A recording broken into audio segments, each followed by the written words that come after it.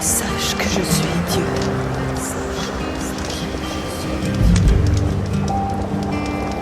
Je t'ai parlé quand tu es né. Je t'ai parlé à ton premier regard. Je t'ai parlé à ton premier mot. Je t'ai parlé à ta première pensée.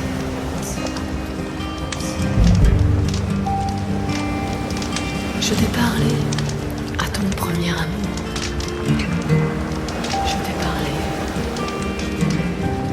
à ton premier chant.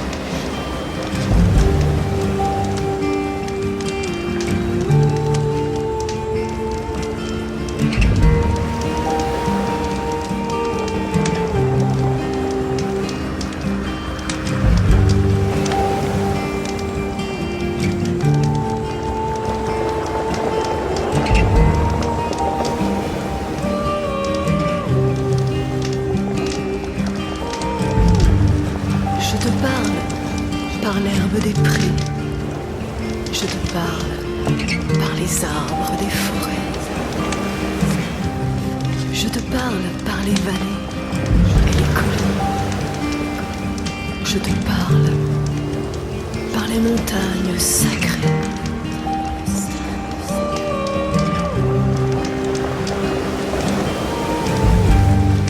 Je te parle par la pluie et la neige. Je te parle par les vagues de la mer.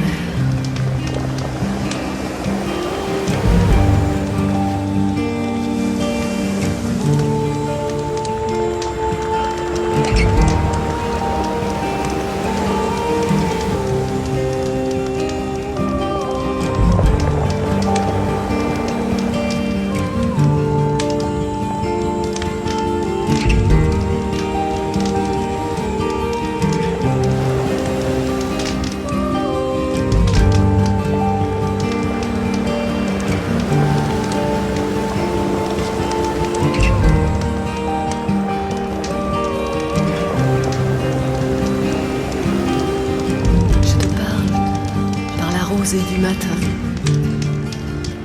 je te parle par la paix du soir.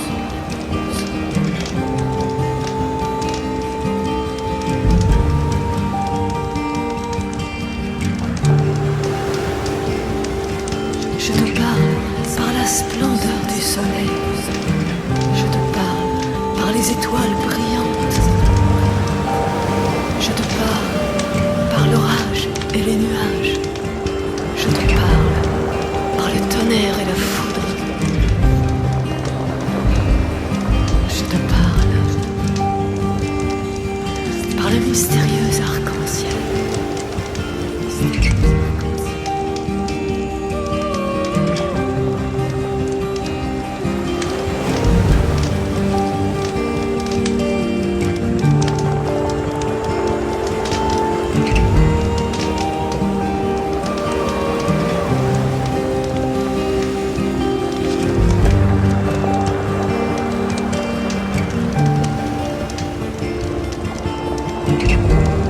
Je te parlerai quand tu seras seul. Je te parlerai par la sagesse des anciens. Je te parlerai à la fin des temps. Je te parlerai quand tu auras vu mes anges.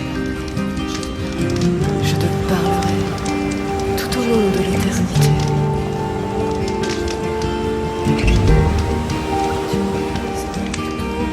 Je te parle. Sois en paix. Sache que je suis Dieu.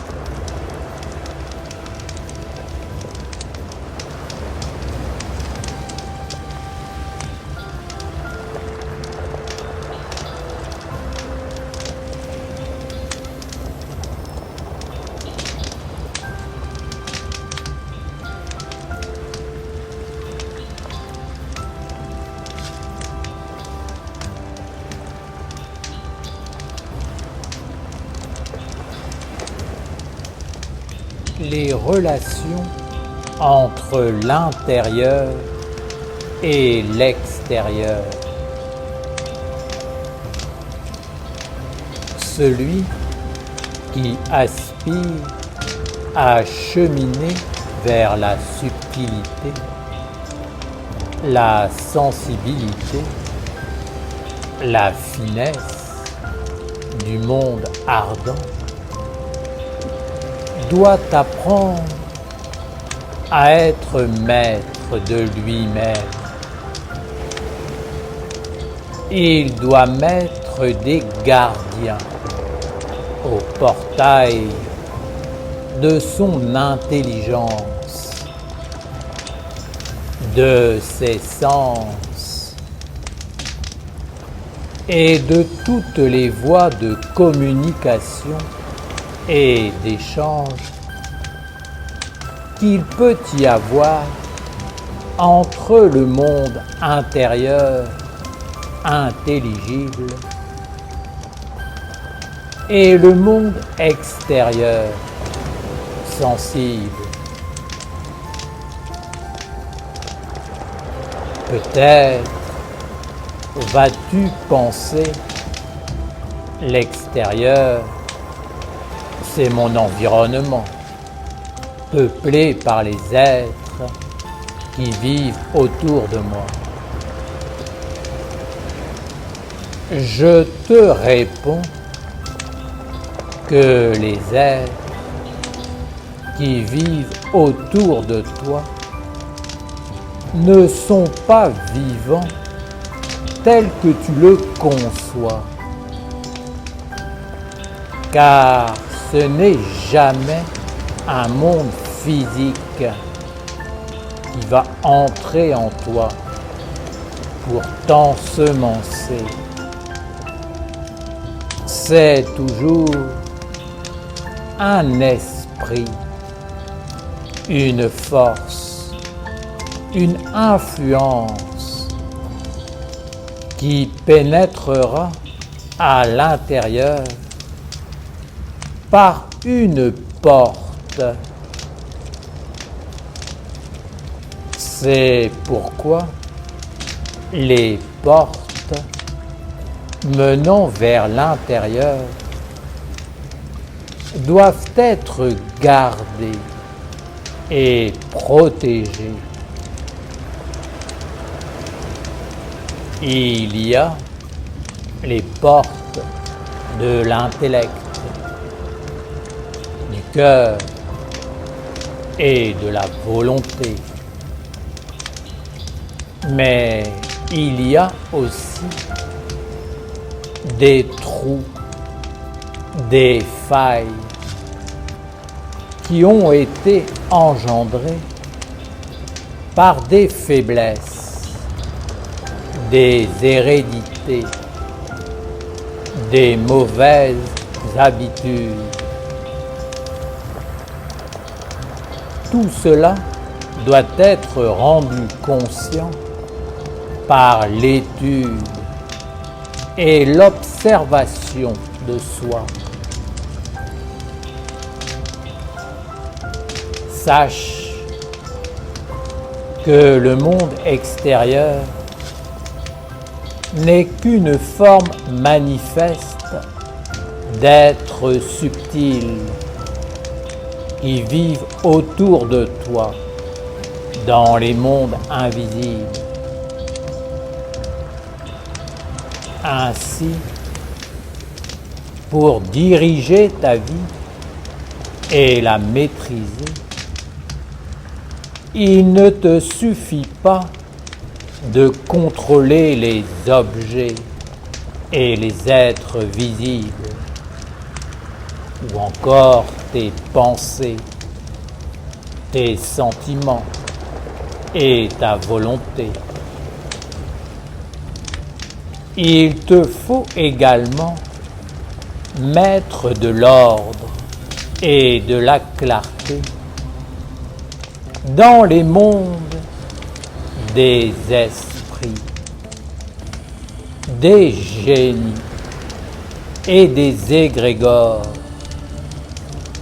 qui se manifestent et agissent en toi et autour de toi.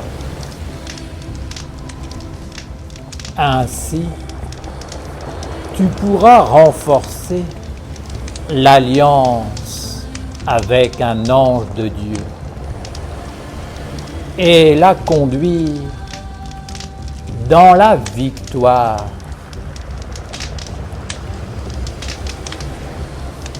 Bien des êtres proclament qu'ils ont été blessés, anéantis, ou que leur vie a été embellie par les relations entre l'intérieur et l'extérieur. Ne sous-estime pas les portes qui unissent ces deux mondes, ainsi que la conscience des échanges. Tu dois être le gardien de ces portes et seul le monde divin, ses anges et les représentants de sa lumière et de ses vertus, qui sont son corps de manifestation, peuvent être autorisés à passer par les portes et à pénétrer dans l'espace sacré de la vie intérieure et du feu, de la flamme, de l'intelligence et de la conversation, de l'alliance, de la relation avec Dieu.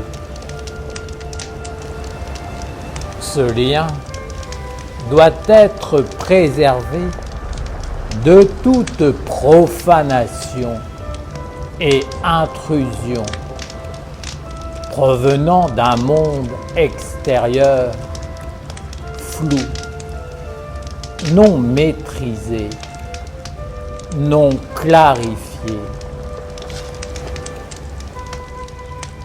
Si tu n'es pas assez sage pour ne pas laisser entrer ce qui ne le doit pas, cela signifie que tu n'es pas en mesure de maîtriser ta vie et de faire respecter la loi de Dieu et de sa lumière. Tu vas dire que tu as été séduit, impressionné, blessé ou agressé par un monde extérieur rusé, violent, sournois, menteur, envahissant. Peu importe, car finalement, cela veut dire la même chose. Tu n'es pas assez sage pour contrôler ta vie et protéger ce qui a de la valeur. Il est bien triste de constater qu'un grand nombre d'humains sont éduqués pour être dans ce cas et devenir des esclaves d'une intelligence sombre qui ne les respecte pas et leur vole leur dignité et leur beauté. J'en vois des hommes qui sont persuadés d'être les maîtres de leur vie, qui prennent des décisions, qui s'enflamment pour des idées, qui s'activent parce qu'ils ont reçu une information, mais qui n'aboutissent à rien ou à un résultat opposé.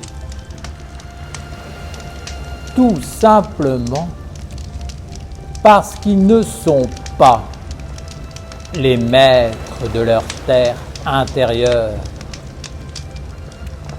et de la semence qui vient les animer.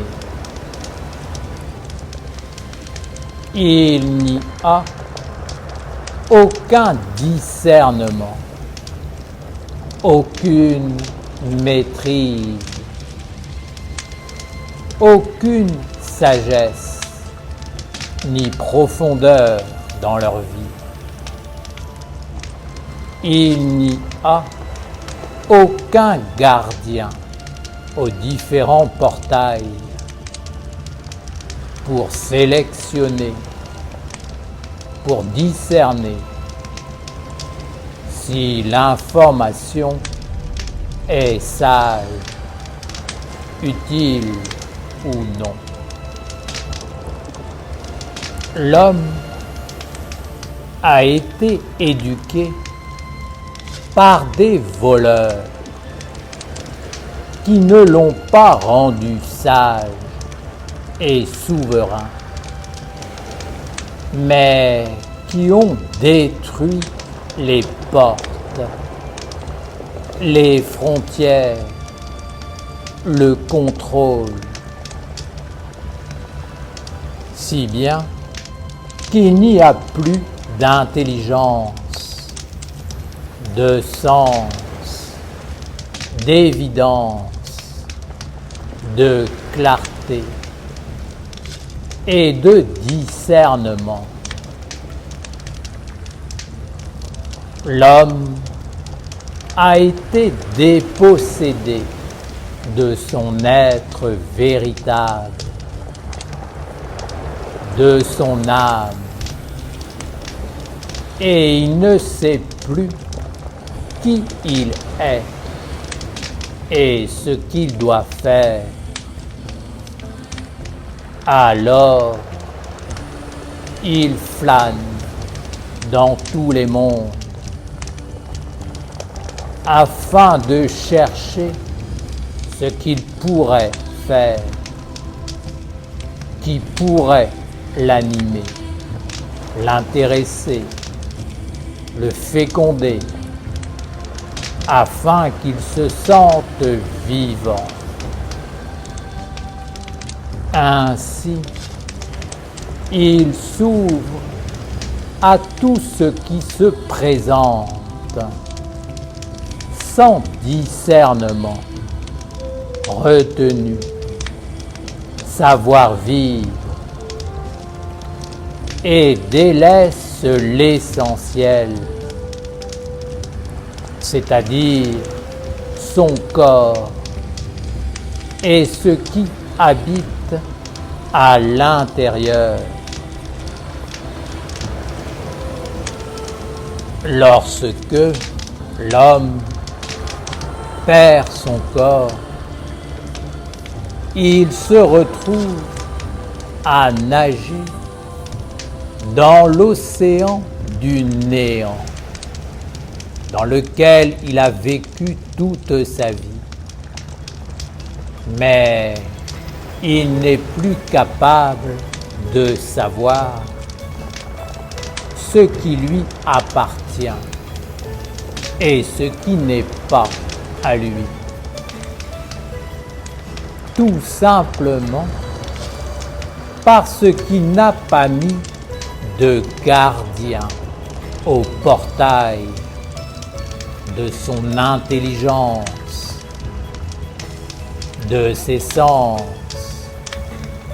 et des échanges entre l'intérieur et l'extérieur. Les gardiens sont des protecteurs qui veillent à ce que la construction de l'homme soit conforme à la vision supérieure de l'intelligence de Dieu qui vit à l'intérieur. Si l'homme n'est plus le guide, le prêtre, le gardien, et laisse le chantier à l'abandon, permettant à toutes les influences d'entrer dans le corps et de le prendre pour mettre leurs enfants au monde, il est évident que le corps de lumière qui doit naître à l'intérieur ne se fera pas, mais que ce sera le désordre, le règne des ténèbres et la souffrance. C'est plus que la souffrance, car la souffrance a cela de bon qu'elle éveille.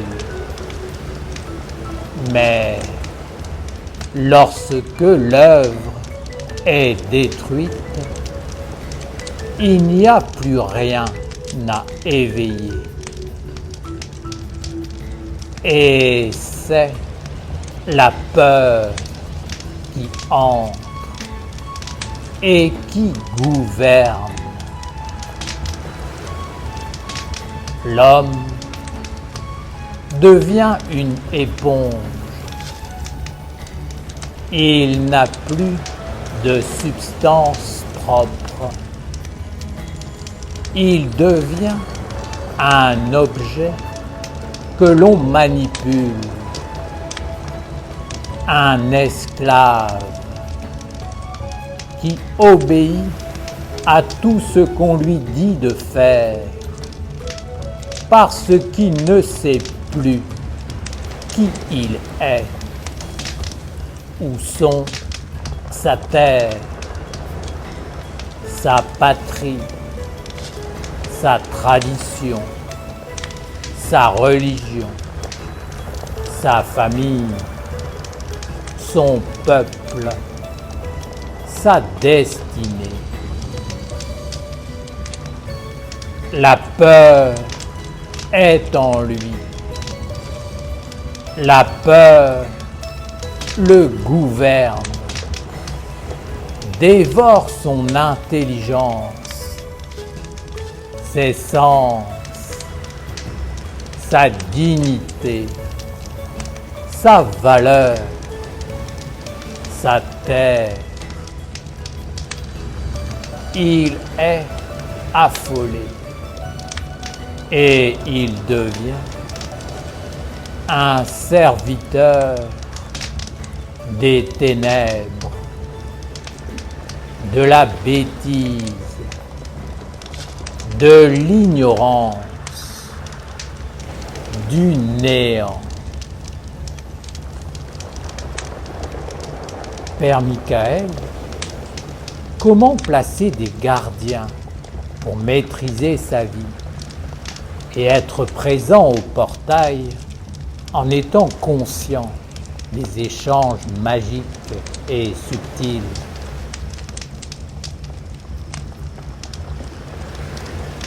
Ce sont une loi fondamentale et une pratique sacrée de la prêtrise. L'homme est un corps Ce corps est un univers restreint, un univers en petit. Il permet de conserver quelque chose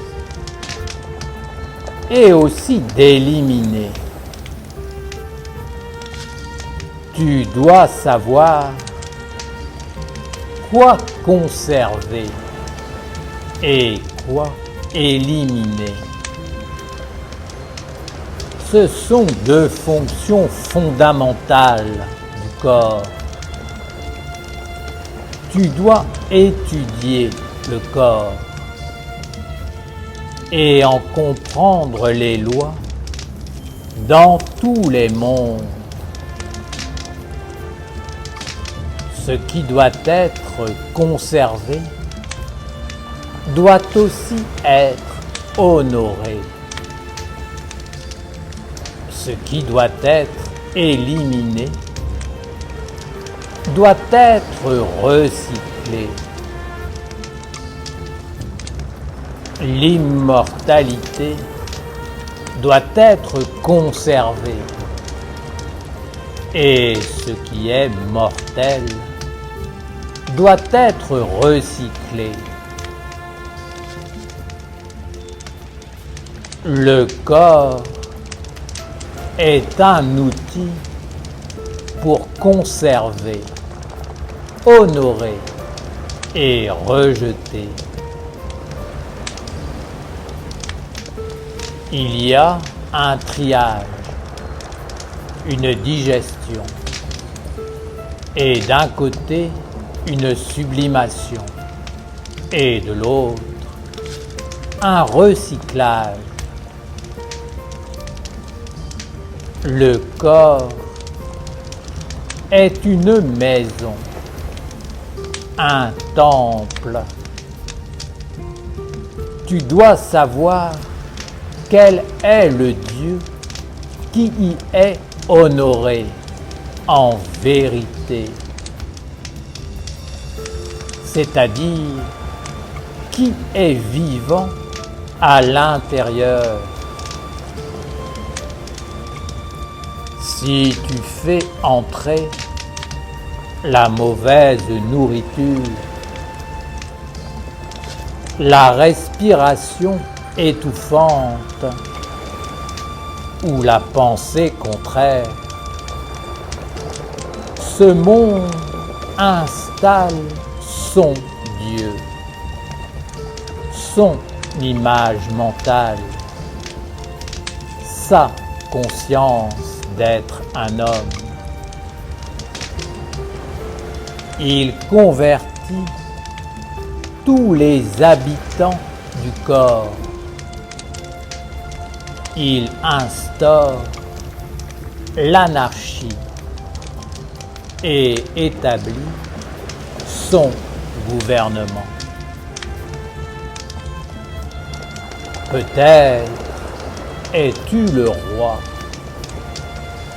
mais si tu penses l'être et ne l'est pas, cela est dangereux, car à la fin, ce sera la rébellion, la guerre, et ils te mettront dehors. Ainsi, non seulement Dieu ne sera pas honoré, mais en plus, tu ne seras pas le roi. Tu seras jeté à l'extérieur. Tu ne vivras que dans des apparences, dans un monde de recyclage, alors que les mondes sombres auront pris ta place à l'intérieur pour se nourrir de tes pensées, de ton souffle, de ton âme de vie pour finalement mettre leurs enfants au monde avec ton autorité en usurpant ton être.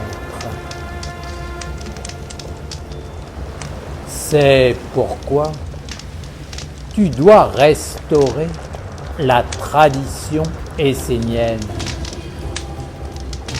qui est la religion éternellement primordiale de Dieu. Tu dois restaurer l'éducation essénienne afin de former des prêtres rois. Tu dois reconquérir la terre sacrée et délimiter les frontières des villages esséniens afin d'honorer Dieu et de guérir tous les mondes dans la paix. Celles et ceux qui prennent refuge dans l'enceinte sacrée de la nation essénienne doivent être éduqués dans ce savoir de Dieu afin de recevoir tous les outils pour prendre leur vie en main et vivre avec leur âme en honorant Dieu en eux et en tout, dans la pureté et la vérité. Le sanctuaire, le lieu où la statue ou la flamme touche la terre, doit être inviolé. C'est le centre de la ronde des archanges, de l'univers et de l'homme, serviteur de Dieu et des anges. Ce lieu doit être gardé. L'homme ne doit pas être dans la réaction impulsive ou dans l'enthousiasme momentané, de peur d'ouvrir les portes de son être et de laisser entrer les esprits profanateurs, les voleurs, les destructeurs, les usurpateurs. La frontière doit être établie et la vigilance doit se tenir en alerte à la périphérie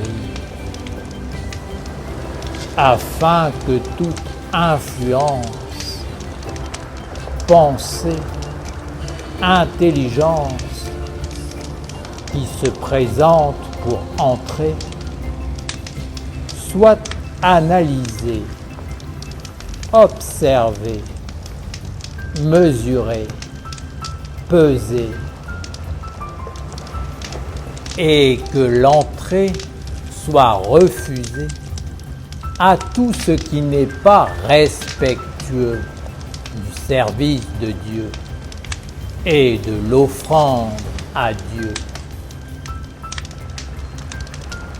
C'est une attitude saine qui doit redevenir une évidence.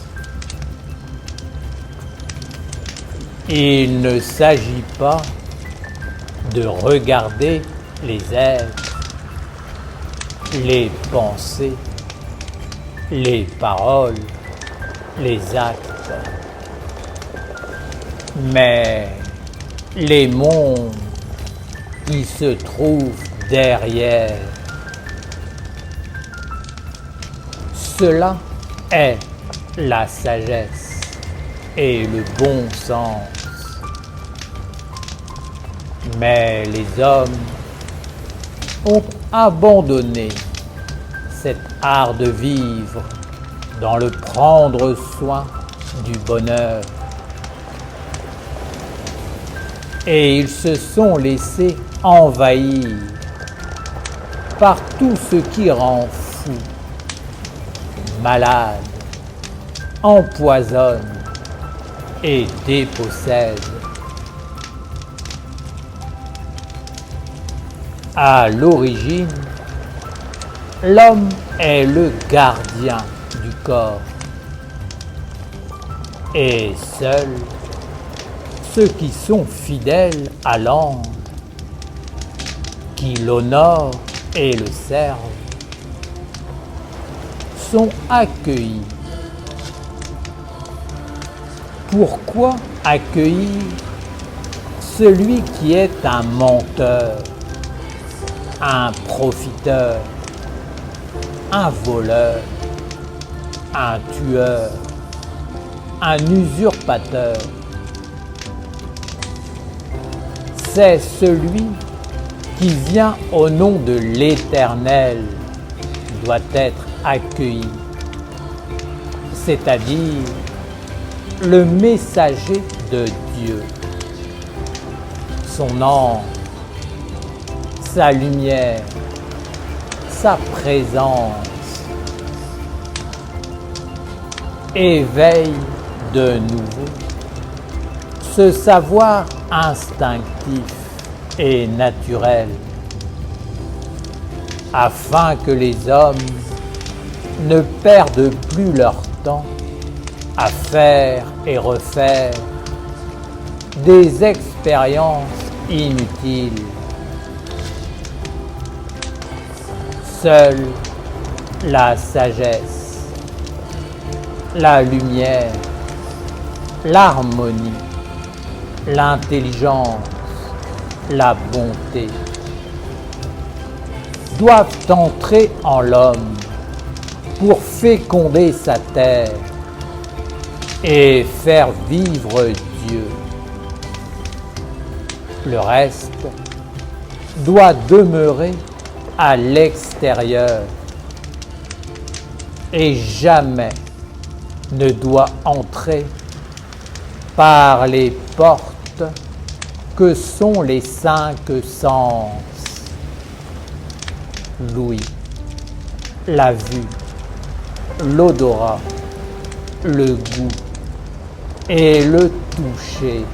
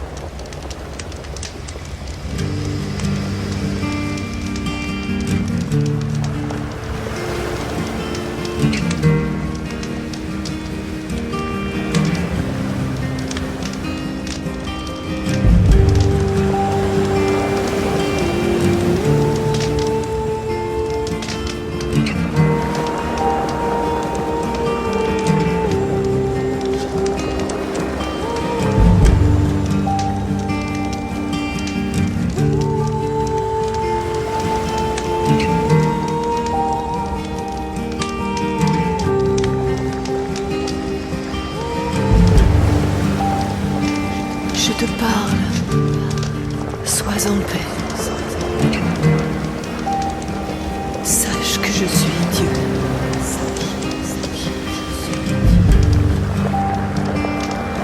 t'ai parlé quand tu es né.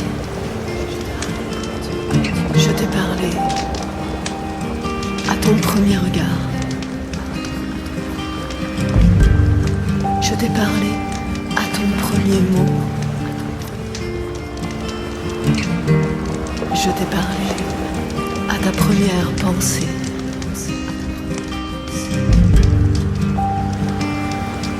Je t'ai parlé à ton premier amour. Je t'ai parlé à ton premier chant.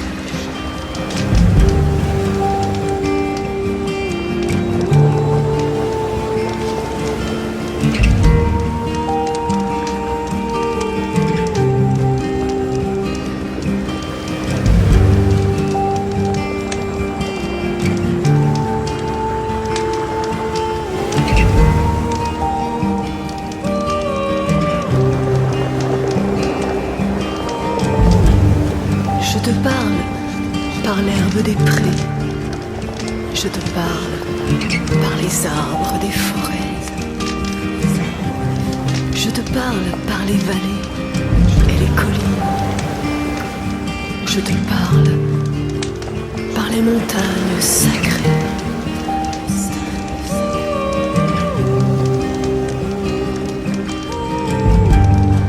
Je te parle par la pluie et la neige. Je te parle par les vagues de la mer.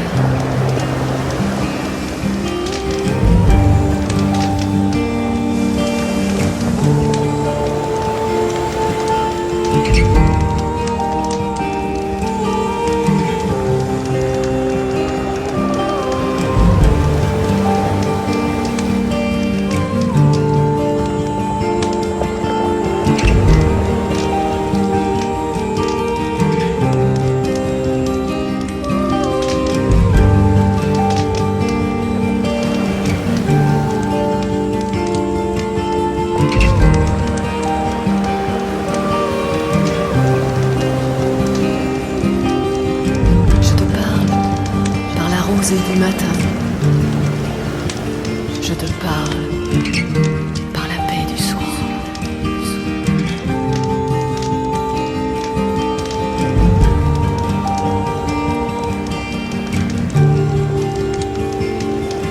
Je te parle par la splendeur du soleil.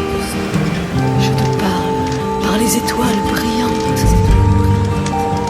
Je te parle par l'orage et les nuages. Je te parle par le tonnerre et la foudre. Je te parle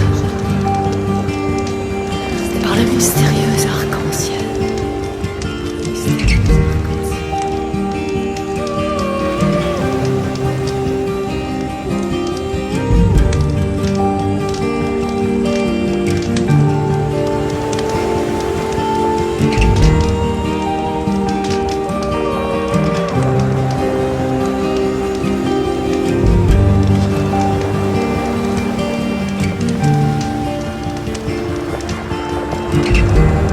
Je te parlerai quand tu seras seul. Je te parlerai par la sagesse des anciens. Je te parlerai à la fin des temps. Je te parlerai quand tu auras vu mes anges. Je te parlerai tout au long de l'éternité.